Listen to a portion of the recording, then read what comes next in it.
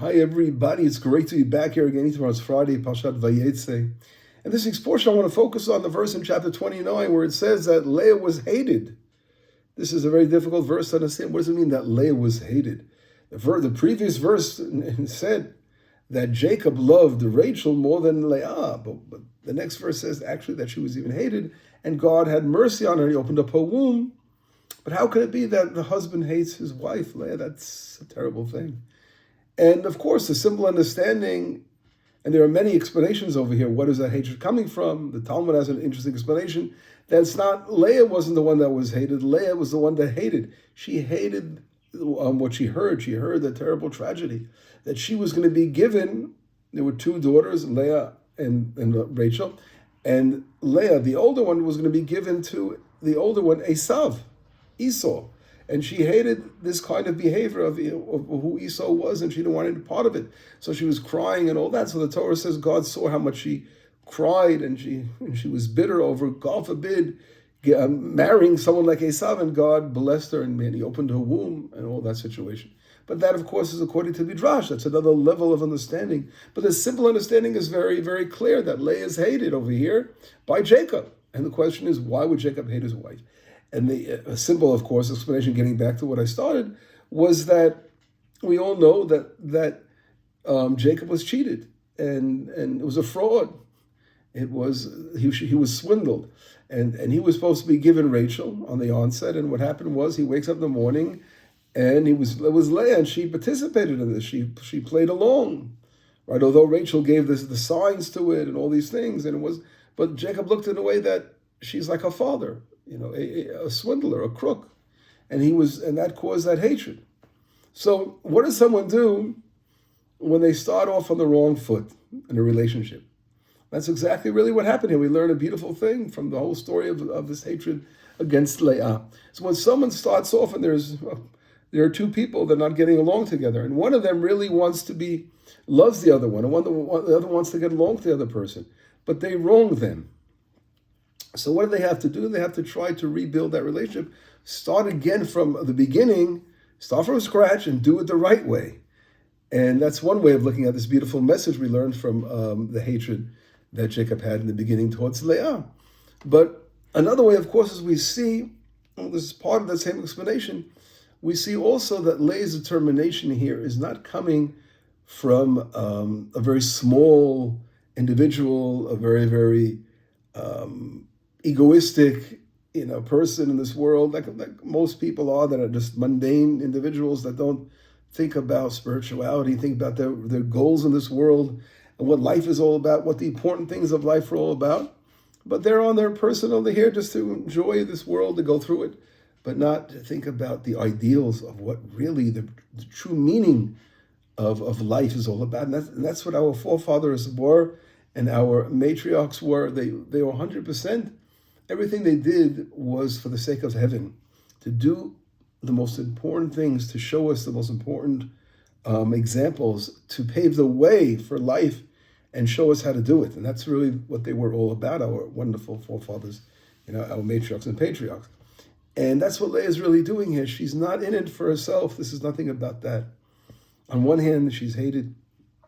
She realizes that the divine providence has it that she is now, together with her sister, they are the wives of Jacob, our forefather, and they are going to build the house of Israel, and she wants to do it the most proper way.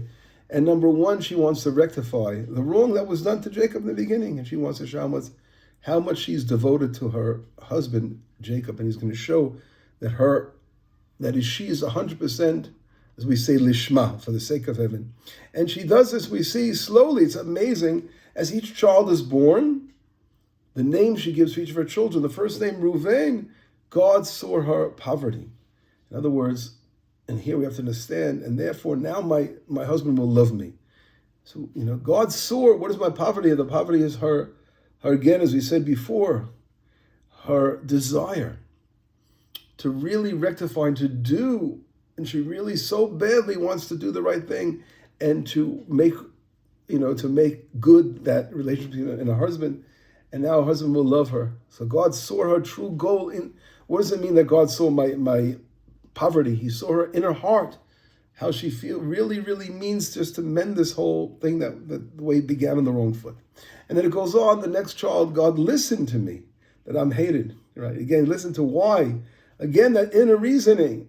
And she calls him Shimon. So when she looks at each one of her children as they grow, she is now taking each of her children, and they're going to be a way of remembering this amazing process of rectifying. And it goes on, the next child, Yilaveishi, Levi, my husband will be with me, because I brought him 3 children, and Judah, she's thanking Hashem for the whole, everything is about God, everything is about spirituality, everything is about faith and building our home properly. And it goes on, and then we get to the story, which is a little weird in the first glance, when her son Reuben is in the field and he finds the mandrakes, and then Rachel sees this and she says, give me some of those mandrakes. And then Leah says, and then they come to this agreement, whatever it is, Jacob's going to come to her tent in that she's going to go to Jacob's tent that night, and Rachel won't be with Jacob that night. So it seems very, strange. It's like, paying for mandrakes, to be with her husband. That's a very strange thing. But in reality, that just proves exactly what we're saying. Everything that was done here was for the sake of heaven. And Leah sees that her in life, that she's the blessing is coming out of her loins, she's coming out of her womb, this blessing of children. And she says, something, I want to be the best I can, the best mother that I can in the world. And she'll do anything to have another child and to bring a greater blessing and strengthen that relationship with her husband and rectify it even more. She's 100% in that direction. So she's not coming from a situation where people may look at it in modern times, say, oh, she's looking to be with the husband, but she's looking to do the right thing. She's looking to build the family of Israel. These goals are 100% only for the sake of heaven, and nothing like, again, the little people's goals that people make a mistake when they view something like we view it in modern times. We're looking at the Torah, we're looking at our matriarchs and patriarchs, the greatest individuals on earth, prophets of all time. We have to realize their actions are extremely for the sake of heaven. Everything they do, it has to be measured in a very, very fine microscope, because everything they do is so unique and special. And then the blessing happens, and then she has, again, another 2 children altogether. She has 6 boys, and then she has, Dinah. So we see the beautiful story, which began on the wrong foot, but Leah built the majority of the house of Israel. We're not talking about Rachel today, so God forbid, we're not, saying Rachel was, in any way any less great. She was a great mother as well, and she has a whole merit behind her. But we're talking about today about Leah, and what Leah's direction in life, that she brought the majority of the house of Israel. And not only that, she says, if you recall, when she has the son Yisachar born, one of her 5th child born, and what does she say? And she says, because God saw that I gave my maidservant to my husband. In other words, again, everything she would do would for the sake of heaven, to bring more children to the world, to bring a blessing. We saw that, of course, in Rachel, that they gave the maidservants. So their whole goal is to build the house of Israel. This is the goal. They saw that motherhood as not as some women see as a curse, but they saw it as a blessing. We see, unfortunately, today, and it's very sad when you see that there are couples that don't want to bring children in the world, that they don't want to, even to bring one child in the world is hard for them. It's all about them. It's all about the ego. So motherhood has become, in a modern, progressive, liberal world, some people look at it as a curse. Why should I be a mother for? Why should I be a spouse for? Why should I be a wife? Everything, that whole distortion of relation between man and woman has been distorted in modern times. We just look at our matriarchs and see the special lights they wore and the goal, and how they focused on those goals. And they knew the most beautiful thing in the world is what Leah wanted, was to be a good mother, to build that house, to be a good wife. My husband will now love me. My husband will walk with me. My husband will bring me into his tent. These are the things that she's saying. She wants that closeness with her husband. She wants to be a good wife. She wants to be a good mother.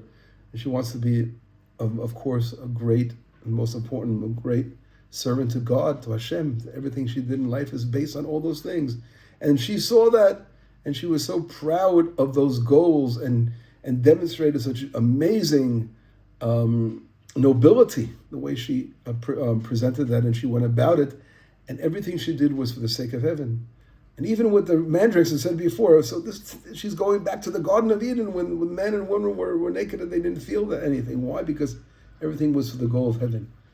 There was no evil urge. There was nothing like that. And people would know when their whole being is to serve the creator of the universe. Everything is for a purpose. Everything is exact, and everything is beautiful and precious because it's done with the most upright and profound way possible. So this is a small lesson we learn, of course, from Leah, and I thought of something very interesting. If we look in the word sunu'ah, which is finished with I like little gematrias, numbers and things. The word sunu'ah means hated in Hebrew. If you take out one letter, it becomes shena'ah, that she's pleasant, beautiful. What letter? You take out the letter vav. The letter vav is 6. In other words, and we see the process of hatred turning into beauty. How does it turn to the beauty and the pleasantness?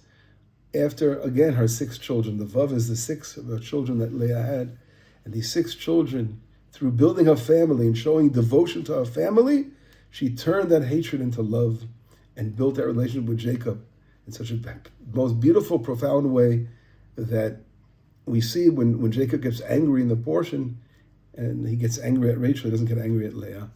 So it's what started out as hatred turned into love and a beautiful relationship, which brought in 6 of the tribes of Israel, plus, of course, Dinah, their other daughter. Shabbat Shalom. We should take this to our hearts. This lesson, if anyone started on the wrong foot, just focus on the sake of heaven, focus on love, and you will be able to rectify anything. Shabbat Shalom.